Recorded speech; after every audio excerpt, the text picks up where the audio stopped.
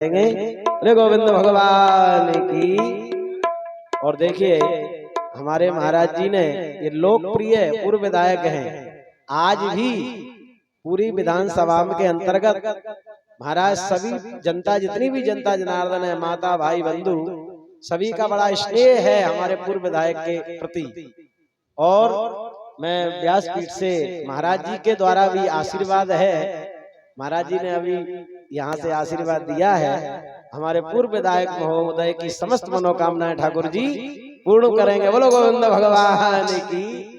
और महाराज जी ने तो यहाँ तक आशीर्वाद दिया, यदि हमारे विधायक पूर्व विधायक महोदय का कार्य हो गया तो हमारे द्वारा श्रीमद् भागवत की कथा होगी। बताइएगा कितना बड़ा आशीर्वाद है।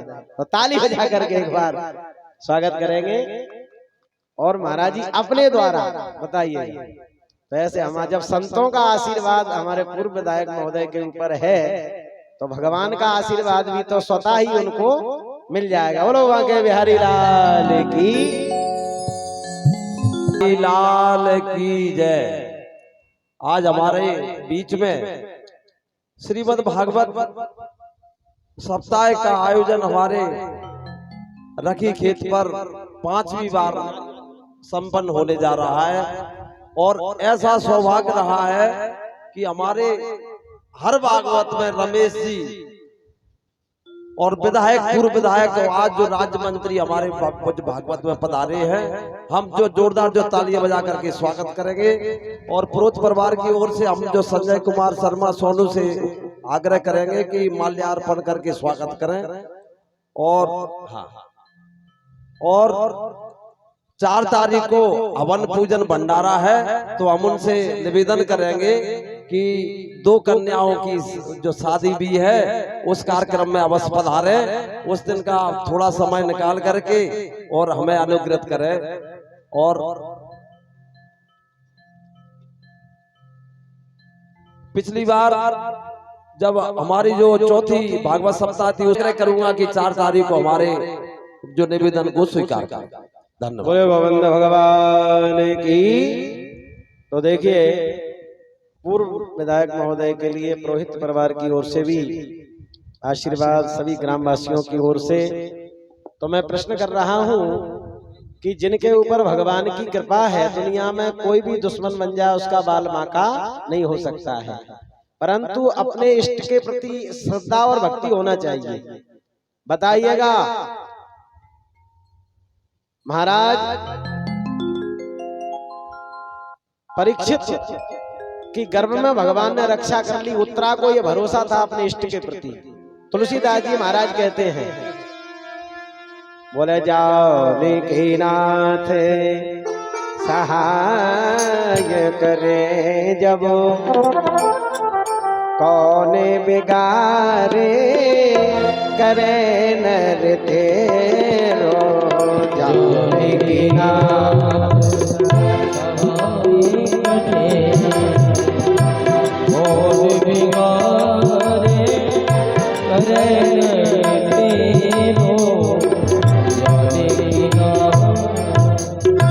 देखिए ये तुलसीदास जी का भाव रूपी पुष्प है आप लोगों के लिए। दुनिया वालों को ये हृदय के उद्गार है तुलसीदास जी के। कई लोग कहते हैं कि नवग्रह यदि प्रतिकूल हो जाए तो गड़बड़ हो जाती है, लेकिन मैं व्यासपीठ से कहता हूं 7.5 का लग जाए, राहु केतु भी विपरीत हो जाए, लेकिन अपने इष्ट की कृपा यदि है तो ये सब अनुकूल हो जाएंगे। तुलसीदास जी कहते हैं, सूरज मगर सौमे भृगु सुते, सूरज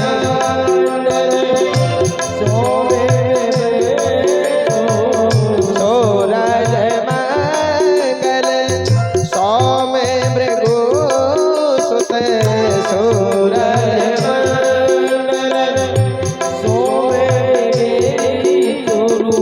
गुरु बरदायकी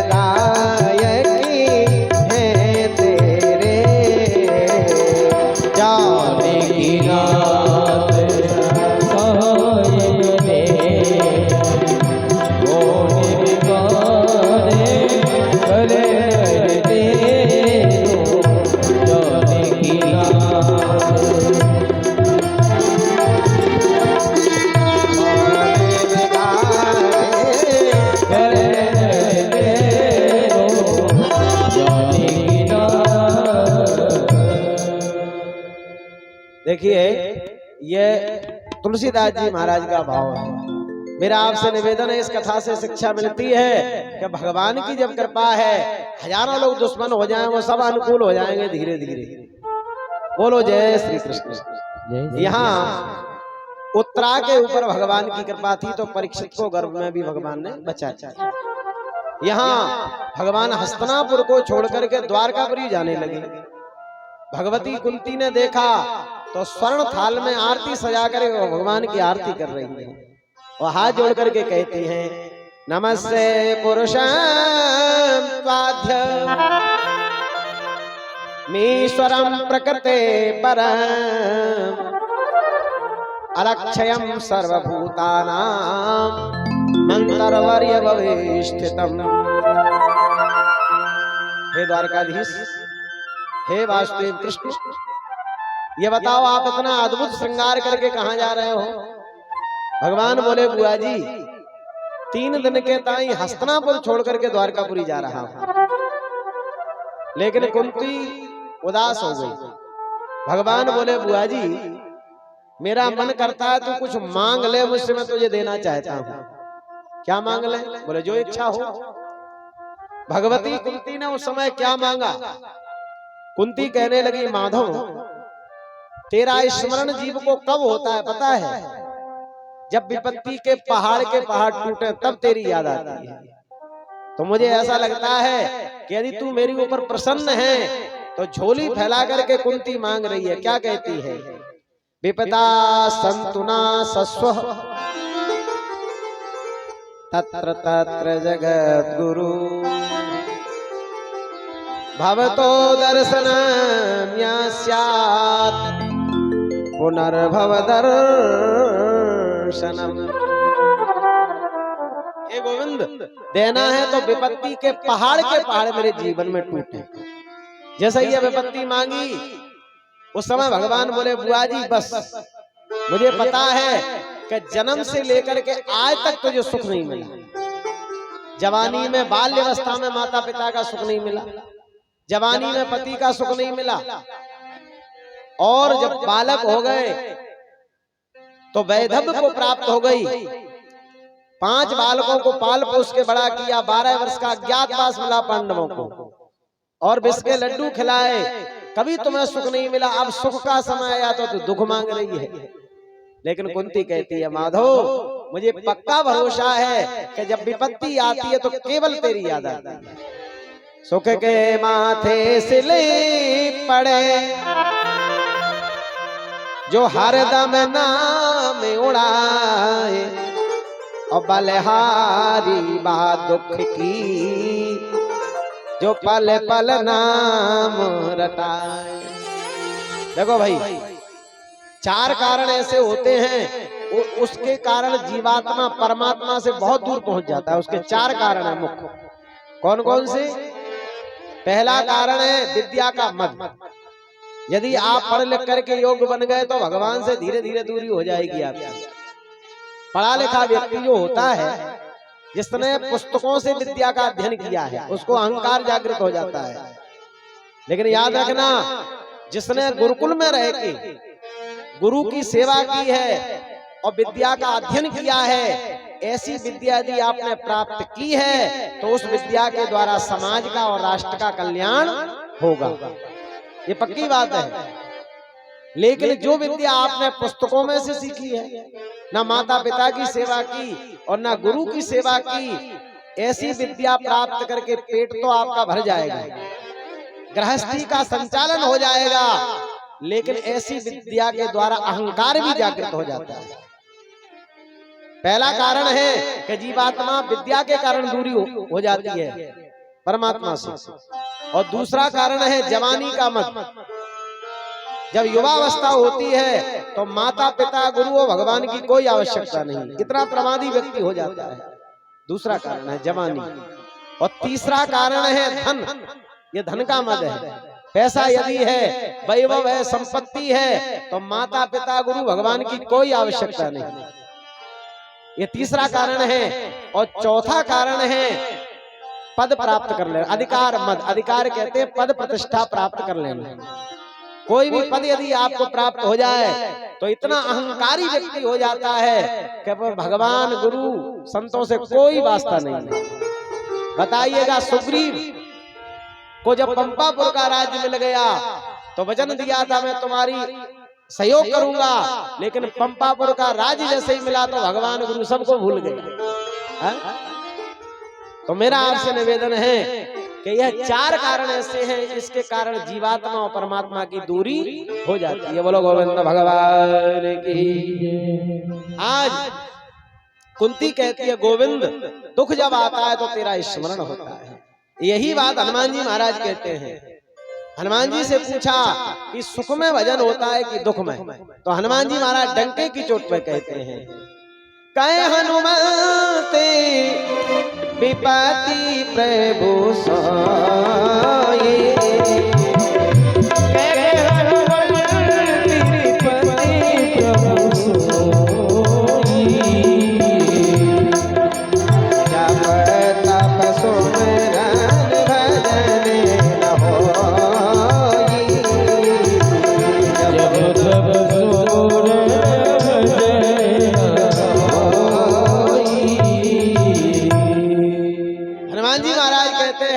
बोले सुख में भजन नहीं होता, दुख में होता है। तो विचार करिएगा, सुख अच्छा है कि दुख अच्छा है? लेकिन संसार के लोग सुख के पीछे भाग रहे हैं। भाई सुख मिले, लेकिन सुख में व्यक्ति प्रमादी हो जाता है। सबसे बड़ा सुख क्या है और दुख क्या है, थोड़ा संतों की दृष्टि में आप लोग समझ लें। विपदो नैव विपदा संपदो नैव संपदा, विपद विस्मरणं विष्णु संपन्नारायण स्मृति। सबसे बड़ा कष्ट क्या है? भगवान का भजन न हो। सभी प्रकार की सुख सुविधा है और भगवान का यदि भगवान के प्रति हमारा मन न लगे तो समझ लो ये बहुत बड़ा भारी कष्ट है जिंदगी में। यही दुख है। और सुख क्या है? बोले संसार में रहें और भगवान के प्रति हमारा अनुराग बना रहे। समझ लो ये बहुत बड़ा सुख जिंदगी का ये है संतों की दृष्टि से। मीराबाई कहती है, पायो जी मैंने राम रतन धन पाया। तो यहाँ कुंती को भगवान अनंत अनंत आशीर्वाद देकर के आगे बढ़े। क्या देखा? भगवान ने देखा कि आज अर्जुन चिंतित बैठे हैं। क्यों बैठे हैं? अर्जुन के मन में ये खेद है कि मैंने अपने पूर्वजों को मार करके और ये गद्दी को प्राप्त किया है। मैंने अपने लोगों को मृत्यु दंड दिया और ये सिंहासन प्राप्त किया। ये कौन सी नीति है? आज चिंतित हैं और अपनों के विषय में मोह जागृत हो गया अर्जुन का। उस समय भगवान ने देखा, भगवान आए, आकर के बोले लगता है कि अर्जुन को मोह प्रकट हो गया। भगवान अर्जुन को शिक्षा देने लगे, लेकिन भगवान की वाणी का अर्जुन के ऊपर कोई प्रभाव नहीं पड़ा। क्यों नहीं पड़ा? क्योंकि अर्जुन का ये भाव है कि ये कृष्ण मेरी बुआ का बालक है, इसलिए कोई प्रभाव नहीं पड़ा। भाई उपदेशक के प्रति जब तक आपकी श्रद्धा नहीं होगी, उसकी वाणी के द्वारा जो शब्द निकलेंगे उसका कोई प्रभाव पड़ने वाला नहीं है। कोई भी कथाकार हो, उसके प्रति जब तक आपका गुरुत्व नहीं होगा तब तक आपको उपदेश उनका समझ में आने वाला नहीं है। भले ही आप बैठे रहें, समय पास करते रहें, लेकिन उसकी वाणी का कोई प्रभाव नहीं पड़ेगा। और मैं तो ये कहूंगा कि 3 जगह कभी उपदेश नहीं चलता है। दुनिया को आप समझा सकते हो, लेकिन अपने परिवार के लोगों को नहीं समझा सकते। बताइए, भगवान कृष्ण यदुवंशियों को शिक्षा दे रहे हैं, लेकिन किसी भी यदुवंशियों ने उनका कहना नहीं सुना ठीक से। कोई कहता है हमारा नाती है, कोई कहता है हमारा पोता है। दुनिया के संबंध जोड़ के उनकी बात को टाल दिया। और तीसरा स्थान पड़ोसी। दुनिया को तुम समझा सकते हो, लेकिन पड़ोसी को यदि कुछ कहोगे तो यही कहेगा 3 दिन से विद्वान बन गया, हमें सुना रहा है। कोई प्रभाव नहीं पड़ेगा। बताइएगा, विभीषण अपने भाई को शिक्षा देने के लिए गए। रावण को जब शिक्षा दी तो कैसा पादप प्रहार किया, सीधे रामदल में आ गए।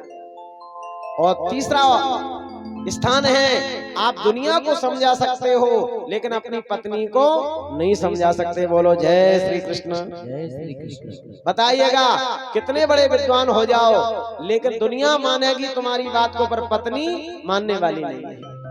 शंकर जी उदाहरण है, शंकर जी अपनी पत्नी को समझा रहे हैं, लाग न उर उपदेश जदप कहु शिव बार बहु। अनेक प्रकार से समझाया कि राम जी के प्रति शंका न करो, लेकिन सती जी ने नहीं सुना। ये प्रमाण है। और दूसरा प्रमाण है कि राम जी जब वन को जाने लगे तो जानकी जी को समझा रहे हैं। राम जी बोले हंस गवन नहीं तुम्हें बन जो, हंस गवन नहीं मुझे हंस गवन नहीं, हंस गवन नहीं तुम्हें बन जो,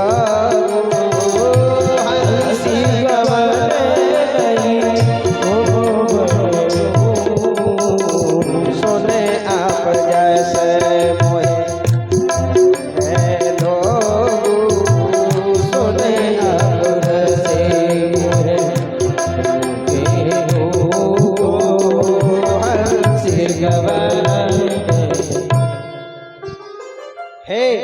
सीते तुम वन में न जाओ। दुनिया का उपदेश किया लेकिन जानकी जी ने ठीक से सुना ही नहीं। जानकी जी तो ऊपर से कहने लगी जिए बिन देह नदी बिन बाला। दुनिया का उपदेश जानकी जी ने राम जी को कर दिया। राम जी समझ गए कि स्त्री को कितना भी उपदेश करो पर समझने वाली नहीं है। तो कितने उदाहरण भरे पड़े हुए हैं। यहाँ भगवान कृष्ण ने समझ लिया इनको किसी वयोवृद्ध के पास में ले चलना चाहिए। वो कौन है? पितामह भीष्म। क्योंकि बड़ों की जब सानिध्य में ले जाएंगे तो उनके द्वारा इनको समझ में कुछ बैठ जाएगा। आज पितामह भीष्म के पास में भगवान ले गए पांडवों को। इति भेता प्रजा द्रोहा सर्वधर्म विवेत्सया ततो विनिसनं प्रागात् यत्र देव व्रतोद्यमम्। भगवान पांडवों को ले गए पितामह भीष्म के पास। भीष्म जी महाराज बाणों की सैया पर लेटे हैं, रक्त निकल रहा है, शरीर में बड़ी वेदना हो रही है, कष्ट हो रहा है, लेकिन इनको इच्छा मृत्यु का वरदान है। इनका संकल्प है कि इन आंखों से जब तक बिहारी जी का दर्शन नहीं कर लूंगा तब तक देह का त्याग नहीं करूंगा। उसी समय अर्जुन वहां पर पहुंचे और जैसे ही प्रणाम किया भीष्म जी कहने लगे क्यों अर्जुन, द्वारकाधीश कहाँ है? जैसे ही कहा भगवान निकल के आए, बाबा प्रणाम, ये खड़ा हूं। जैसे ही भगवान को देखा तो पितामह भीष्म कहने लगे आप आ गए? बोले हाँ। तो ऐसा करो खड़े हो जाओ सामने, मेरी प्रतीक्षा करो। प्रतीक्षा। जैसे ही प्रतीक्षा की बात कही तो भगवान थोड़ा चिंतित हो गए। सूत जी महाराज कहते हैं ऋषिवर भगवान का जो चेहरा था वो मुरझा गया, कुमला गया। क्यों चेहरा मुरझा गया? भगवान ने विचार किया मैं कब तक प्रतीक्षा करूं? अरे कुछ अवधि होती, कोई समय होता, 3 दिन प्रतीक्षा करो, 2 दिन करो। इनको इच्छा मृत्यु का वरदान है।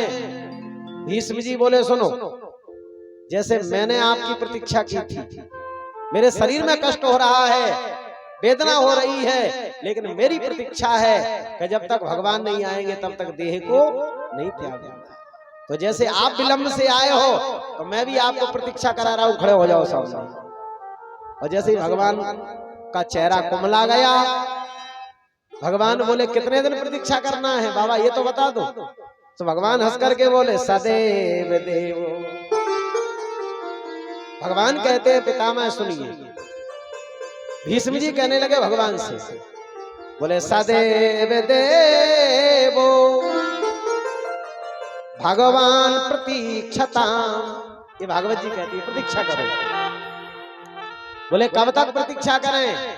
तो भीष्म जी कह रहे कलेवरम या विदधम हिनोम्यहम। कलेवर कहते हैं शरीर को। बोले जब तक मैं देह को त्याग ना दूं तो ऐसे ही खड़े रहो आप। सो भगवान तो और उदास हो गए, हे भगवान न जाने कब ये शरीर को छोड़ेंगे। तो जैसे ही चिंतित हो गए सो भीष्म जी बोले, सुनो बिहारी जी, पहले मेरी शर्त है, ये कुमलाया हुआ चेहरा तुम्हारा देखना मैं पसंद नहीं करता हूं। क्या करें? बोले मुस्कुराते हुए खड़े हो जाओ।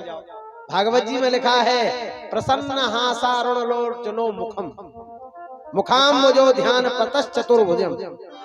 बोले आपका जो चेहरा एकदम प्रसन्न वदन होकर के खड़े हो जाओ और मैं उस विग्रह को देखना चाहता हूं। भगवान यहाँ दर्शन दे रहे हैं और पांडवों को भीष्म जी शिक्षा देने लगे। क्या शिक्षा दे रहे हैं? बोले दान धर्मान राज धर्मान, दान धर्मान राज धर्मान, मोक्ष धर्मान विभागसा,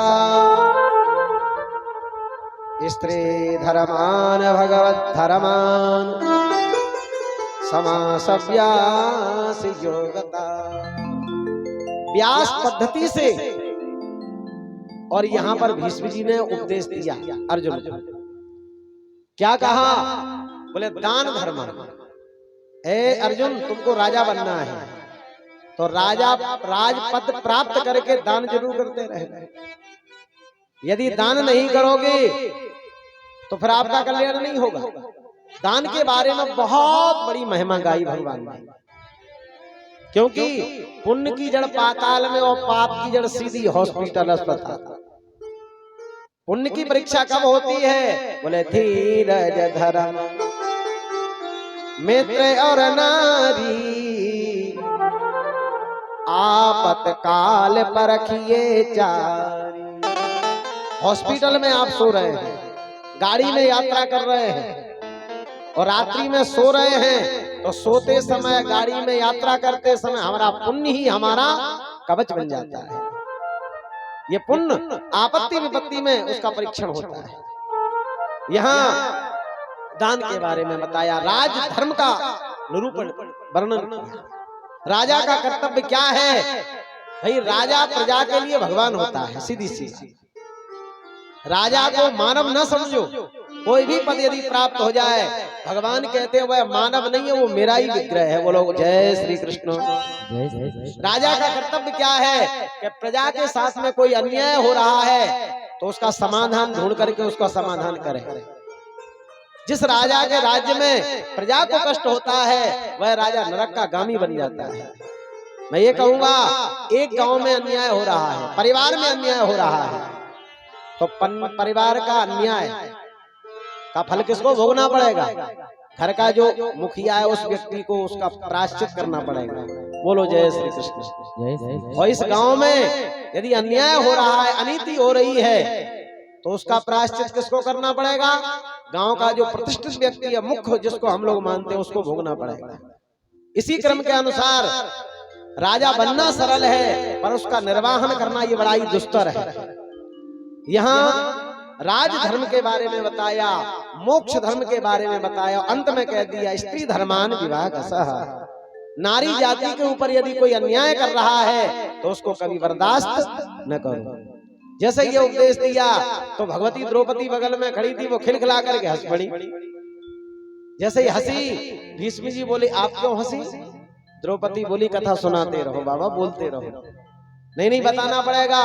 तो द्रौपदी बोली मैं ये विचार कर रही हूँ कि जब मेरा चीर खिंच रहा था उस समय तो आप भी वहां विराजमान थे। आज तो तुम नारी जाति का उपदेश कर रहे हो, पर ये बताओ ये धर्म उस समय आपका कहाँ चला गया? यदि आप चाहते तो दुशासन की हिम्मत नहीं थी जो मेरे पल्लू से हाथ लगा लेता। आप ब्रह्मचारी हैं और बल में कोई कम नहीं है, लेकिन उस समय ये धर्म तुम्हारा कहां गया था पहले ये बताओ। जैसे यह कहा, भीष्म जी की आंखों में से अश्रु निकल पड़े। भीष्म जी कहने लगे द्रौपदी तू मुझे क्षमा कर देना, उस समय मैंने दुर्योधन का अन्न भक्षण किया था, इसलिए मेरी बुद्धि खराब हो गई। मैं ये नहीं समझ पाया कि धर्म क्या है और अधर्म क्या है, क्योंकि दुर्योधन ने भाई से बेईमानी की थी और अनीति का उसका धन था, इसलिए मेरी बुद्धि खराब हो चुकी। एक बात याद रखना, देवी भागवत में लिखा है अन्न शुद्धि, द्रव्य शुद्धि, क्रिया शुद्धि, मंत्र शुद्धिश्च भूमि पाहा। जैसा अन्न आप खाओगे प्यारे बच्चों की बुद्धि भी उसी प्रकार से बन जाएगी। मेहनत और परिश्रम करके यदि धन का संग्रह करोगे, बच्चों को खिलाओगे तो बुद्धि एकदम निर्मल हो जाएगी। यहाँ भीष्म जी कहते हैं मेरी बुद्धि खराब हो गई। अब आप लोग विचार करिएगा, जब पितामह भीष्म की बुद्धि विकृत हो गई तो हमारा आपका क्या होगा।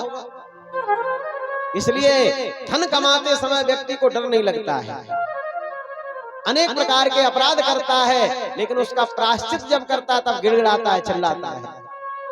इसलिए भाई भीष्म जी कहते हैं आप मुझको क्षमा कर देना।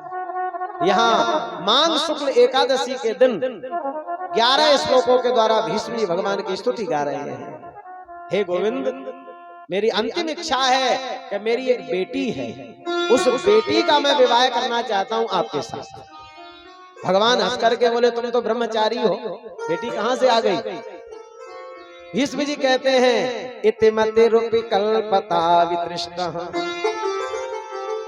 ये बुद्धि रूपी जो बेटी है वो मैं आपको सौंप रहा हूं, क्योंकि निर्मल बुद्धि के लिए निर्मल पति की आवश्यकता है। भगवान कहते हैं, भगवान से भीष्म जी कहते हैं मेरी बुद्धि एकदम निर्मल हो चुकी है। अब इतिमति रूपी कल्पता वितृष्णा भगवत सात्व पुंगे विभून्मि स्वसुखमुपगते क्वचित विहरतुम प्रकृतिमुपयेषु यद भव प्रवाह।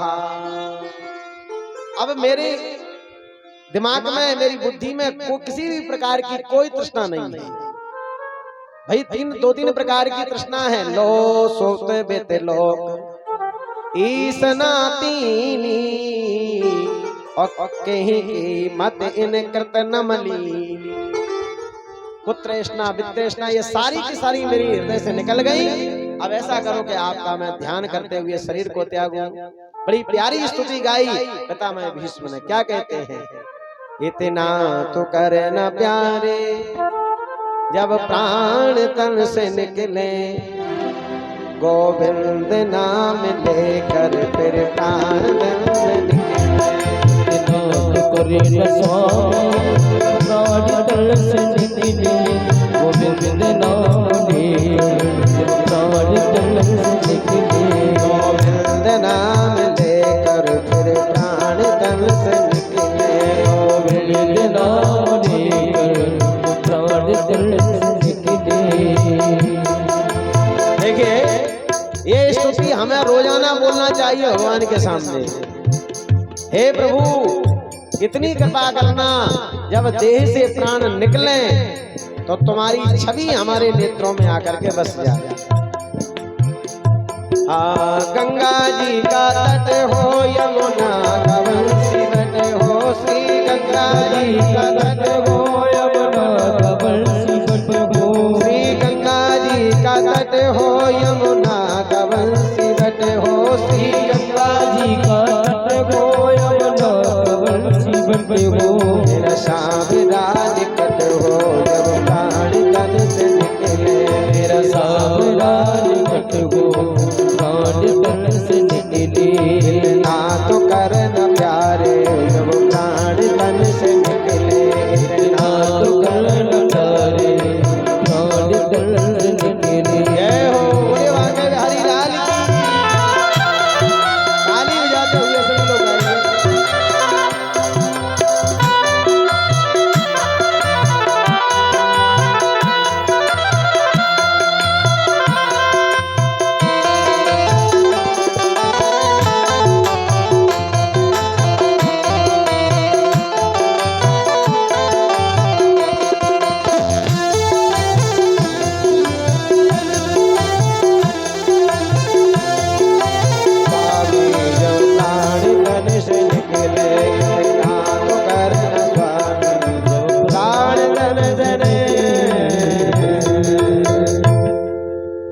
भगवान की सुंदर स्तुति गाई, 11 श्लोकों के द्वारा स्तुति करी और एक ज्योति पितामह भीष्म के शरीर में से निकली और भगवान के शरीर में समा गई। बोले द्वारकाधीश भगवान की।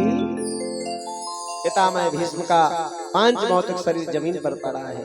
आकाश में दुंदुभियां बजने लगी, पुष्पों की वृष्टि होने लगी। यहाँ एक बात मैं आपको कह दूं, मृत्यु व्यक्ति के स्वर्ग और नरक को बताने का साधन है। मृत्यु मृत्यु क्या है? वैसे शमशान घाट को दिन में 3 बार याद करना चाहिए। यदि हम शमशान भूमि का दिन में 3 बार याद करेंगे तो कोई पाप हमारे द्वारा नहीं हो सकता है। यहाँ इसलिए भोले बाबा शमशान घाट पर रहते हैं, जहाँ शमशान का अर्थ होता है सबकी शानें मिलकर के राख के रूप में परिणत हो जाए। वो क्या है? शमशान, जहाँ कोई भेदभाव नहीं है। प्यारे, हमारे आपके जीवन में दुनिया में तो भेदभाव है।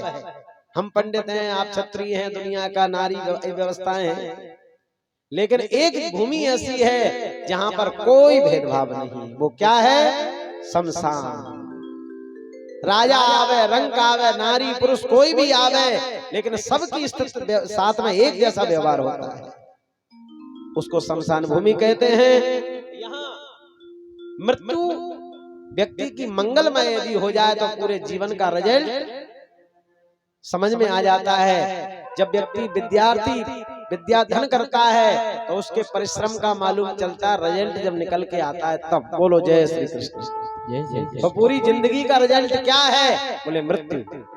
खटिया पर पड़े हैं, मलमूत्र कर रहे हैं, सड़ रहे हैं, गल रहे हैं, घर वाले कहते हैं भैया कब प्राण निकले, इनको कब ले जाएं? हे भगवान मट्टी को समेट लो। समझ लो, ये पूरी जिंदगी का जो आपने किया है वही सामने आपके आ रहा है। बस भगवान से ऐसा निवेदन करो कि ठीक उम्र प्राप्त हो जाए और जरा सा कष्ट हो तुरंत देह का त्याग हो जाए तो आप परम सौभाग्यशाली माने जाएंगे। बोलो गोविंद भगवान की। पिता में विशिष्ट ने देह का परित्याग कर दिया। यहाँ भगवान शुभ लग्न में, शुभ योग में उत्तरा के गर्भ से आदरणीय परीक्षित जी का जन्म हो गया। उनका नामकरण हुआ। एक इनका नाम रखा विष्णुराज और एक परीक्षित नाम रखा इनका। और जैसे ये बड़े हो गए तो पांडवों ने अपनी राज सत्ता अपने नाती परीक्षित को सौंप दी और हिमालय में जाकर के भजन करने के लिए जाने लगे। एक बात बता दें, यहाँ एक शिक्षा मिलती है कि जब योग बालक आपका हो जाए और माताएं जो बैठी हैं वयोवृद्ध, यदि योग बहू आपके घर में आ जाए तो ऐसा करो घर की पूरी माल की उसको सौंप दो और माला लेके भजन करो। बोलो गोविंद भगवान की। उसी में सार है भाई। भाइयों को चाहिए कि जब बेटा योग हो जाए पूरी कारभार सौंप दो, माला लेके भजन करो, दुनियादारी से दूर रहो। और माताएं आप भी सावधान हो जाओ।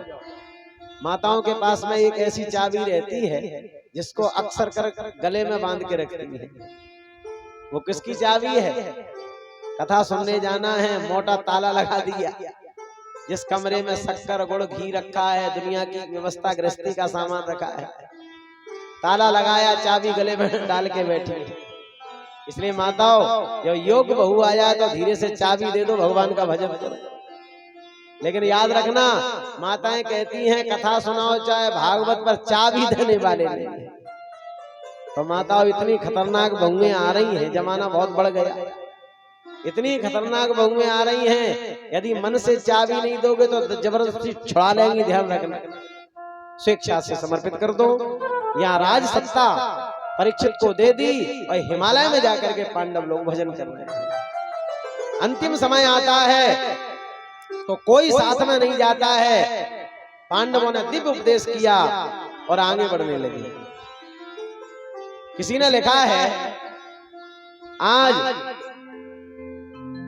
परीक्षित जी महाराज एक दिन की बात है, दिग्विजय करने के लिए निकले। तो क्या देखा कि दिग्विजय करने के लिए जब गए, उत्तर की पुत्री इरावती से इनका विवाह हो गया। इन्होंने अश्वमेध यज्ञ किए और जैसे ही दिग्विजय करने के लिए निकले तो क्या देखा कि 3 पैर टूटे हुए एक बैल दिखाई पड़ा। एक गाय मलमूत्र कर रही है, एक काला कलूटा पुरुष को डंडे से पीट रहा है। जैसे ही उसने देखा परीक्षित जी ने कह दिया कश्चित्तम ब्राह्मणम बालम। ए भैया ये बताओ आपका परिचय क्या है, आप कौन हो? आपको पता नहीं है कि पृथ्वी का शासक कौन है? परीक्षित। सारे भूमंडल का मैं शासक हूँ, राजा हूँ। और मेरे राज्य में हिरण और सिंह एक स्थान पर पानी पीते हैं।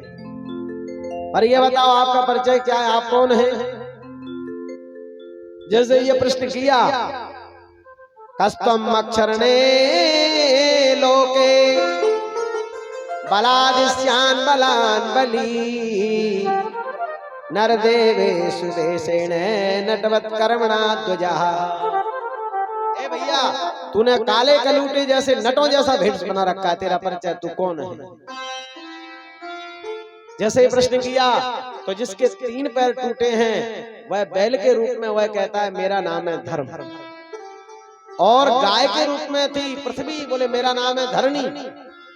लेकिन परीक्षित जी बोले ये बताओ धरणी और धर्म के बीच में ये धूर्त कौन है?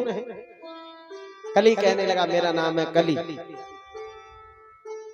परीक्षित जी चौंक पड़े, इसका मतलब कलियुग आ गया? बोले हाँ। तो ऐसा करो, तुम इस राज्य को छोड़ करके अन्यंत्र चले जाओ, दूर चले जाओ कहीं। कहां चले जाएं? 4 स्थान उसको प्रदान कर दिए कली को। कौन कौन से? अभ्यर्थदा तदा तस्मै स्थानाने ददये कलौ द्यूतम पानम स्त्रिया सूना यत्रा धर्मश्चतुर्विधा। ए भैया कली, आप लोग भी ध्यान देना, कलियुग कहां कहां रहता है। द्यूत माने जुआ, जहां पर जुआ खेला जाए वहां रहो, पहला स्थान। और बोले दूसरा स्थान है जहां पर मदिरा का क्रय विक्रय हो, वहां पर रहो। और तीसरा स्थान है जहां वेश्यावृत्ति हो, वहां रहो। और चौथा स्थान है जो लोग झूठ बोले उनकी जिह्वा पर निवास करो। 4 स्थान दिए, लेकिन कलियुग बोला ये तो गंदी जगह है, कोई अच्छा सा कमरा भी तो होना चाहिए। महाराज परीक्षित बोले आप में कोई गुण भी तो अच्छा नहीं है, क्योंकि कलियुग तो अवगुणों का भंडार है। जब से कलियुग आ गया है तब से पूरी समाज में विघटन पैदा हो गया है। कोई गुण आप में नहीं है, लेकिन कली बोला मुझ में एक गुण है। कौन सा? बोले कलियुग केवल हरि गुण गाए, कलियुग केवल हरि गुण गाए। कलियुग केवल हरि गुण गाए, कलियुग केवल हरि गुण गाए। गाय गाय गाओ था गाय गाए कहो ये गोविंद था। मुझ में एक गुण है, कलियुग में भगवान का नाम लेते रहो, भवसागर से तर जाओ। नहीं कलि करम, भगवान का ये वाक्य है। कलियुग में यज्ञ न कर पाओ तो कोई बात नहीं, तपस्या न कर पाओ तो भी चलेगा, दान पुण्य ज्यादा नहीं कर सकते हो, धन नहीं है तो घबराने की जरूरत नहीं है। क्या करना है? बोले राम नाम का स्मरण करो, भवसागर से पार।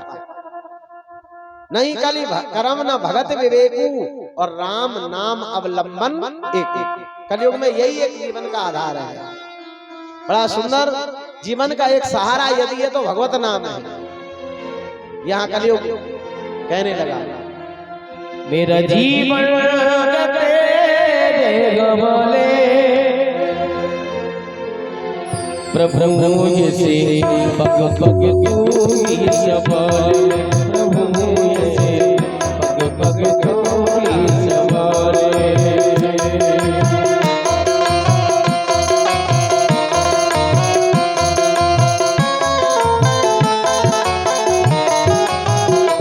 मेरा जीवन तेरे गवाले, मेरा जीवन तेरे गवाले। प्रभु से पग पग तू ही संभाले।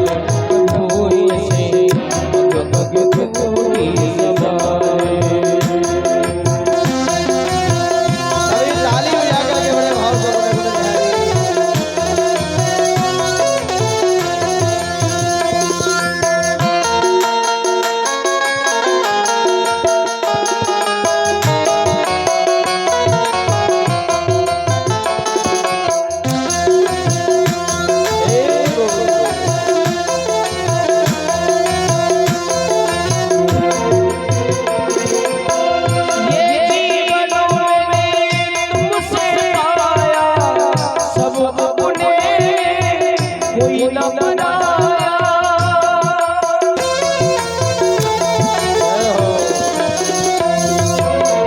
ये जीवन मैंने तुमसे पाया, सब अपने कोई न बनाया, सब अपने कोई न बनाया। अपना ले ओ बंसी वाले, अपना ले ओ बंसी वाले, प्रभु से भग भग तू ही संभाले, प्रभु से भग भग तू ही संभाले। मेरा जीवन तेरे हवाले, मेरा जीवन तेरे हवाले, प्रभु से भग भग तू ही संभाले, प्रभु से भग भग तू ही संभाले।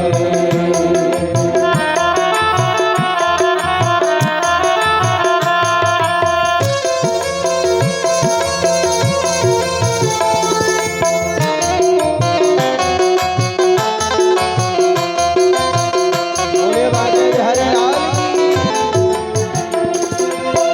भवसागर में जीवन नैया घूम रही है गोरख मैया।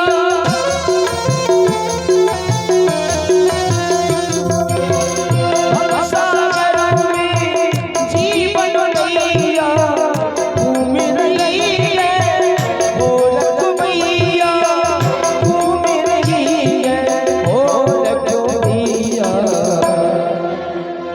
तू आकर के पारी लगा दे, तू आकर के पारी लगा दे, प्रभु से भग भग तू ही संभाले, प्रभु से भग भग तू ही संभाले।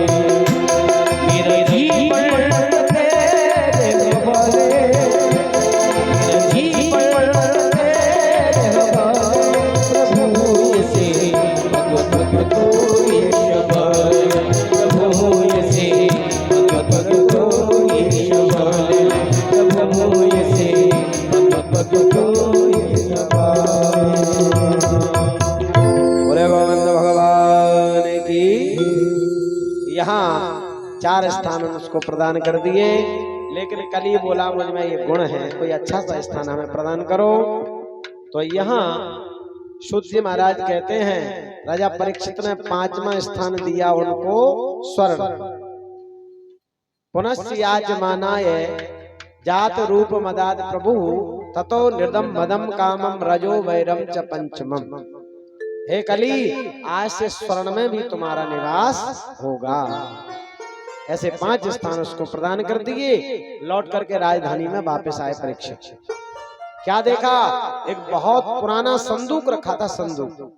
और जैसे ही उस बक्से को खोला, उसमें एक मणियों से जटित मुकुट रखा था। परीक्षित ने उसको निकाला और अपने मस्तक पर बांधा।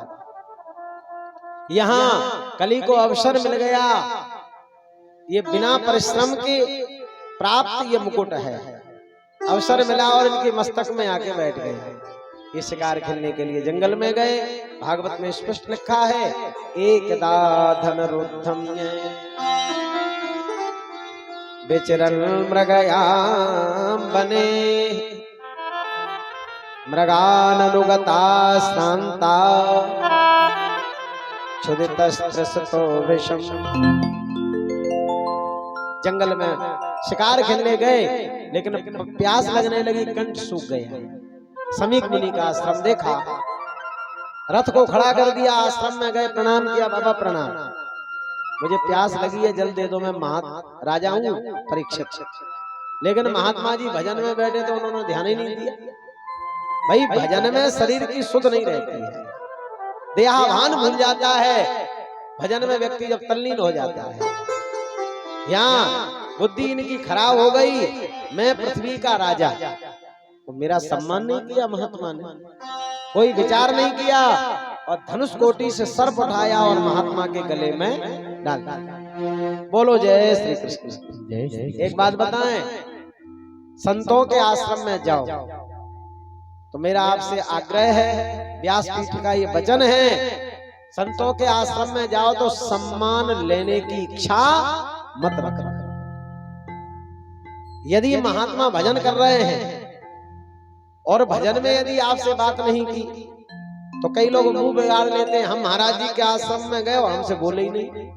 भाई संत कोई भी हो, यदि वो भजन में बैठे हैं, हमारा आदर सम्मान नहीं कर सकते तो ये कभी विचार मत करना, क्योंकि संतों से सम्मान लेना नहीं है बल्कि उनको प्रदान देना है। ये हमारा कर्तव्य है गृहस्थों का। यहाँ समीक ऋषि के गले में सर्प डाल दिया और लौट करके राजधानी में आ गए। और परीक्षित ने जैसे ही मुकुट नीचे किया तो इनको ध्यान आ गया, मैंने एक ऋषि का अपमान कर दिया, आज मुझे तुरंत इसका दंड मिलना चाहिए। परीक्षित जी कहते हैं क्योंकि मैंने इतना बड़ा अपराध किया है। अद्यैव राज्यम बलवृत्ति को सम। परीक्षित क्या कहते हैं, मेरा राज जल करके राख हो जाए, मुझे उसका दंड मिलना चाहिए क्योंकि मैं राजा हूं, एक संत का अपमान किया। ऐसे पश्चाताप कर रहे हैं। इधर समीक ऋषि के बालक ने पिताजी के गले में जब सर्प देखा तो कौशकी नदी का जल ले लिया और श्राप दे दिया परीक्षित को। क्या कहा, इति लंघित मर्यादा तक्षका सप्तमे हनि। जिसने मेरे पिताश्री के गले में सर्प डाला है, आज से सप्तम दिन में उसको तक्षक नाग डस लेगा, वह मृत्यु को प्राप्त हो जाएगा। वाणी रूपी वज्र छोड़ दिया। एक बात बताएं, क्षत्रियों की शक्ति होती है हथियार में, और वैश्यों की शक्ति होती है धन में, और शूद्रों की शक्ति होती है सेवा में, और ब्राह्मणों की और संतों की शक्ति होती है वाणी के द्वारा। जो कार्य क्षत्रियों का हथियार के द्वारा होता है, प्यारे संत ब्राह्मण का कार्य वाणी के द्वारा होता है। क्योंकि साधना जब रहती है तो जो कह दोगे वही हो जाएगा, पक्की बात। व्यक्ति का शरीर नहीं बोलता है बल्कि व्यक्ति की साधना आशीर्वाद देती है। आप कितने साधना से परिपूर्ण हैं, यदि आपने कुछ भी कह दिया तो गारंटी से हो जाएगा, वाणी शुद्ध हो जाएगी। भजन करते करते वाणी परिपक्व हो जाती है। इसलिए यहाँ पर समीक ऋषि ने जब ये सुना और देखा तो कह दिया, तुमने बेटा ठीक नहीं किया। परीक्षित राजा तो धर्मात्मा राजा है, और अब कलयुग आने वाला है। कलयुग में धर्म निरपेक्ष राजा हो जाएंगे, धर्म से कोई लेना देना नहीं। धन्य है परीक्षित जैसा राजा, जो इतना बड़ा शासक होते हुए भी संतों के प्रति इतनी आस्था है, भगवान के प्रति। आपने ठीक नहीं किया। यहाँ अपने गौमुख नाम के शिष्य को भेज दिया, अब 7वें दिन आपको मरना है, कोई मुक्ति का उपाय सोचो। यह खबर परीक्षित को लगी, उन्होंने प्रसन्न हो गए, अपनी राज सत्ता अपने पुत्रों को दे दी, जन्मेजय आदि को, और गंगा के किनारे आ गए। बोले गंगा महारानी की जय। गंगा में स्नान किए और गंगा के किनारे बालू में बैठ गए। बड़े बड़े महात्मा पधारे, सबसे यही पूछा, बोले मरने वाले व्यक्ति को क्या करना है, लेकिन कहीं से कोई उत्तर नहीं मिला। उस समय शुकदेव भगवान का आगमन हो गया। 16 वर्ष की उम्र है, घुंघराले बाल हैं, कमल जैसी आंखें हैं, यज्ञोपवीत गले पर डला है, चंदन लगा हुआ है। और सुखदेव जी जैसे ही आए, सारे महात्माओं ने उठ के स्वागत वंदन किया। बोले सुखदेव भगवान की। उच्च सिंहासन पर उनको बिठाया, तिलक वंदन किया, और परीक्षित ने पूछ लिया, क्या कहा, अतः प्रक्षामि सिद्धिं योगिनां परमं गुरुं पुरुषस्य यत् कार्यं म्रियमाणस् सर्वथा। परीक्षित ने ये नहीं कहा कि 7वें दिन मुझे सर्प डसेगा, मैं बचूंगा कैसे। महात्मा परीक्षित ने यही कहा, बोले जो मृत्यु की खटिया पर सो रहा है, जिसके प्राण निकलने वाले हैं, उस व्यक्ति को क्या करना चाहिए। आप योगियों के परम आचार्य हैं। यहाँ पर सुखदेव जी ने उनको साधुवाद दिया। बरी आने सते प्रश्न कृतो लोक हितम निपह आत्मृत सम्मताम पुंसाम श्रोतव्यादिषु यह परा। अनेक प्रकार से आशीर्वाद प्रदान किया। अब देखिए 6 बजने वाले हैं, मौसम भी विपरीत है, तो आज की कथा को यहीं पर विराम दिए देते हैं और कल यहीं से कथा प्रारंभ होगी। मरने वाले व्यक्ति को क्या करना है इसका उत्तर कल मिलेगा आप लोगों को।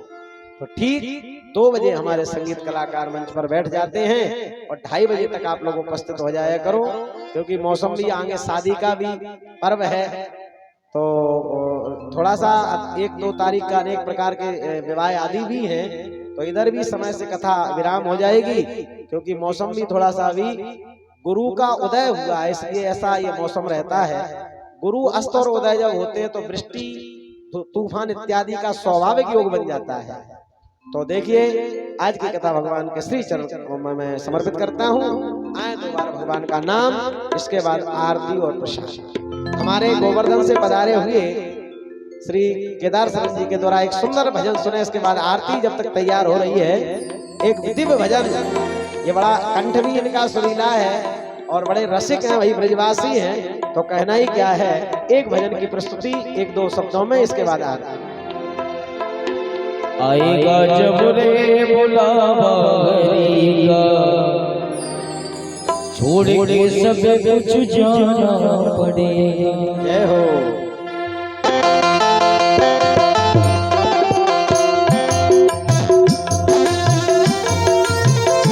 हरि बोल।